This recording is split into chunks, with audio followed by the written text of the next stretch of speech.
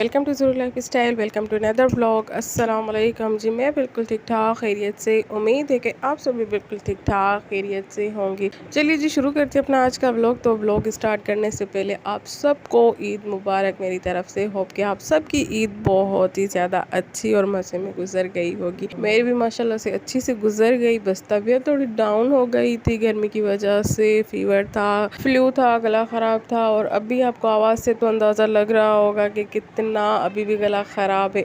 तो अभी काफ़ी हद तक बेहतर तो हो गया है, बट फिर भी उसके असर अभी तक मौजूद है। और जी यहाँ पर थी चांद रात। तो चांद रात पे सबसे पहले खीर बनती है ताकि ईद के वाइब्स आना स्टार्ट हो जाए। तो सबसे पहले मैंने जी खीर बना ली थी। उसके बाद यहाँ पर आ गई थी तो बच्चों ने नए टूथब्रश मंगवा लिए थे, तो वही देख रही थी। तो साथ में टॉय आया हुआ था तो बच्चे बहुत ज़्यादा एक्साइटेड हो गए थे। और उसके बाद ईद का नेक्स्ट स्टेप ये होता है खीर के बाद कि मेहंदी लगाना लाजमी हो जाती है, तब भी जाके चांद रात का पता चलता है। तो बच्चों ने हमें बहुत ही ज़्यादा तंग किया हुआ था शाम से कि हमें मेहंदी लगाओ, मेहंदी लगाओ, मेहंदी लगाओ। तो बस मैं अभी जैसे ही फ्री हो गई थी तो उठा के मेहंदी और स्टार्ट हो गई थी। तो यहाँ पर मैंने इन दोनों को मेहंदी लगा ली थी। अभी जी डिज़ाइन आपके साथ शेयर करने लगी थी। जिन मैडमों को मेहंदी लगाती लगाती मेरे हाथों का हशर बहुत ही ज़्यादा बुरा हो गया था, क्योंकि जी आजकल इमरजेंसी कौन सा आती है और इनमें स्टैंड इतने कोई डार्क होते हैं, जहाँ भी लग जाती है तो सेकंडों में स्टैंड आ जाता है।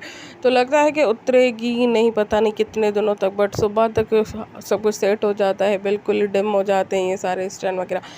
तो बस जी मैंने उनको मेहंदी वगैरह लगाई, खाना वाना खिलाया, बच्चे सो गए थे। नेक्स्ट डे जी थी ईद। तो यहाँ पर इनके आउटफिट मैंने निकाल दिए थे, साथ में ज्वेलरी वगैरह। यहाँ पर बच्चे रेडी हो गए थे।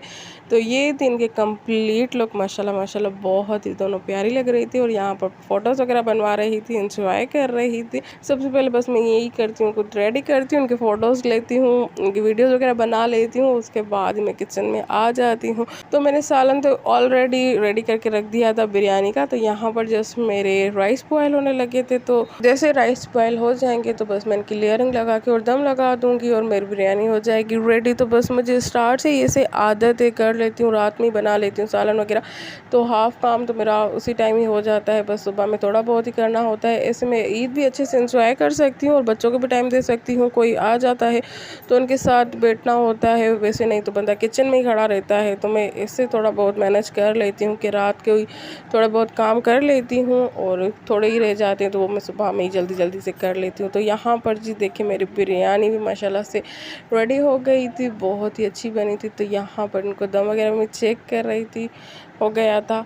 उसके बाद जी मैंने बस बच्चों के साथ टाइम स्पेंड किया और तबीयत भी डाउन थी तो इस वजह से कुछ भी करने को दिल नहीं कर रहा था। तो यहाँ पर जी हो गया था शाम का टाइम। देवर जी गोश्त दे के गए थे क्योंकि जी उन्होंने कुर्बानी की थी, तो ये हमारे हिस्से का गोश्त था, तो वो हमें अभी अभी दे के गए थे। शाम का टाइम था तो ये अभी मुझे सेट करना था कि इसमें से क्या क्या बनाना है और अलग अलग कैसे करना है। तो सब कुछ मैंने कर लिया था। उसके बाद जी ये भी गोश्त मैंने साइड पे कर लिया था। इसको जब मैं मैरिनेट करने लगी थी फ्राई करने के लिए। आजकल तो बहुत बहुत बहुत ज़्यादा रेसिपीज़ नज़रों के सामने आ रही थी, तो बस जी चाह रहा था कि जल्दी से ईद हो जाए, गोश्त आ जाए, तो ये ट्राई करें वो ट्राई करें और देखें कि इनका रिज़ल्ट कैसे आ रहा है। क्योंकि बहुत ही ज़्यादा क्विक और इजी रेसिपी थी तो ट्राई करने का दिल में बहुत ज़्यादा चाह रहा था। तो ये भी मैं बस उन्हीं में से ही एक डिश ट्राई कर रही थी। लेट्स सी कि कैसी बनती है। अगर अच्छी बन गई तो नेक्स्ट व्लॉग में इंशाल्लाह मैं आपके साथ इसकी कंप्लीट रेसिपी शेयर करूँगी।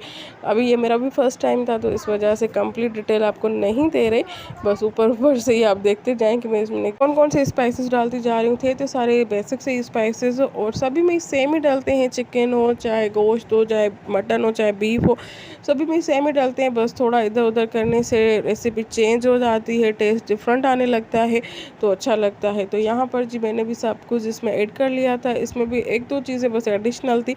अगर अच्छी बन गई तो मैं नेक्स्ट ब्लॉग में आपके साथ ज़रूर इसकी रेसिपी शेयर करूँगी। तो बस मैंने इसे अच्छे तरीके से मैरिनेट करके मिक्सअप करके और फ्रीज़ कर दिया था। अब जब मेरे पास गेस्ट आएंगे तो बस मैं जस्ट निकालूंगी और इसको फ्राई करने का तरीका भी आपके साथ शेयर कर दूँगी। तो बस जी उसके बाद मेरे पास जो गोश्त पड़ा था तो मैंने उससे कीमा बना लिया था। तो कीमे का भी मैंने सोचा कि कुछ ना कुछ किया जाए, क्योंकि जी सालन तो इतना ज़्यादा नहीं खाया जाएगा कीमे का, तो इसी वजह से मैंने सोचा हाफ़ मैंने सालन के लिए अलग कर लिया था और हाफ़ यहाँ पर पड़ा था, जिसमें से मुझे सीख कबाब बनाने थे। तो अभी मैं आपको सीख कबाब की कंप्लीट रेसिपी शेयर करूँगी, क्योंकि ये मैंने काफ़ी दफ़ा ट्राई की हुई है तो अच्छी बन जाती है। तो सबसे पहले मैंने मीडियम साइज़ का एक प्याज लिया, उसे मैंने फ़ाइन सा चॉप कर लिया था, और 3 से 4 अदद मैंने हरी मिर्चें ली, उनको भी मैंने फ़ाइन चॉप कर लिया था। दोनों को मैंने एक कपड़े में डाला, उनको अच्छे से स्क्वीज़ करके सारा पानी निकाल दिया था, ताकि ये टूट फूट ना जाए जब इसमें प्याज डालेगी। तो सारा पानी निकाल के ड्राई करके फिर मैंने इसमें डाला था। उसके बाद जी मैंने इसमें पिसा हुआ धनिया, लाल मिर्च, नमक, कसूरी मेथी, ज़ीरा पाउडर और गरम मसाले की 1 पिंच, ये सब आप अपने टेस्ट के मुताबिक डालिएगा, और जितनी क्वांटिटी हो कीमे की आप उतने ही डालिएगा। जस्ट मैंने आपको ऐसे ही वर्बली बता दिया कि ये सारी चीज़ें जाएंगी।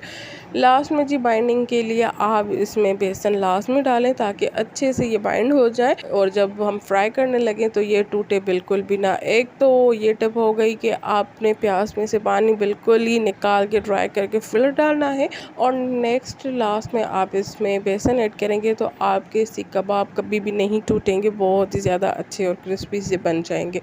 तो यहाँ पर जी मैंने इसे अच्छे से मिक्सअप कर लिया था, अभी मैं इनको दे रही थी। और जी आप सब सुनाएं, कैसे हाल चाल है आपके, क्या हो रहा है ज़िंदगानियों में, कैसी जा रही है आपकी लाइफ, और जी आपकी ईद कैसे गुजरी, आपने क्या पकाया था, और आप इस ईद पे होस्ट बने थे या गेस्ट बने थे, और आपने कौन कौन सी डिशेस ट्राई की या अभी ट्राई करना बाकी है, तो ये सब मुझे कमेंट सेक्शन में लाजमी बताइएगा। और जी साथ में ये भी बताइएगा कि आपकी तरफ गर्मी का कैसा सीन है। हमारी तरफ तो बहुत ही ज़्यादा ख़राब सीन चल रहा है, क्योंकि जी गर्मियाँ इतनी कोई स्ट्रीम पे चली गई हैं जिस कोई हद ही नहीं। बस अब बारिशों का ही वेट हो रहा है कि बारिशें हो जाए, मौसम कुछ ना कुछ बेहतर हो जाए।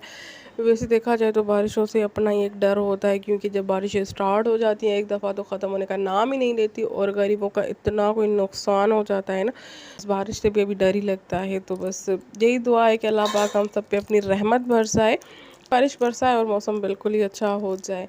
तो बस जी बातों ही बातों में मेरे कबाब भी बन गए थे, तो बस मैंने फ्रीज़ कर लिए थे। उसके बाद जी यहाँ पर फाइनल में फ्री होके बैठ गई थी, थोड़ी देर टीवी लगा के। शाम का टाइम था, बच्चे भी गए हुए थे अपने पापा के साथ बाहर घूमने, तो मैंने सोचा कि मैं भी थोड़ा रिलैक्स कर लूँ। तो यहाँ पर जी मैं अपने लिए चाय बना के आ गई थी, साथ में जी थोड़ी भूख लग रही थी, तो मैंने सोचा कि कुछ ना कुछ चिप्स वगैरह खाई जाए। तो बस यहाँ पर मैं कुरकुरे लेके आ गई थी, और यहाँ पर मैं दिखा रही थी आगे से मेहंदी के स्टैंड थे, और पीछे से जी हल्दी के और फूड कलर के ये सारे कलर्स वगैरह लग गए थे। तो मेहंदी लगाने की कोई भी ज़रूरत ही नहीं थी, सारे हाथ फुल हो गए थे। बस जी मेरा आज का व्लॉग भी यहीं तक था, होप कि आपको पसंद आया होगा।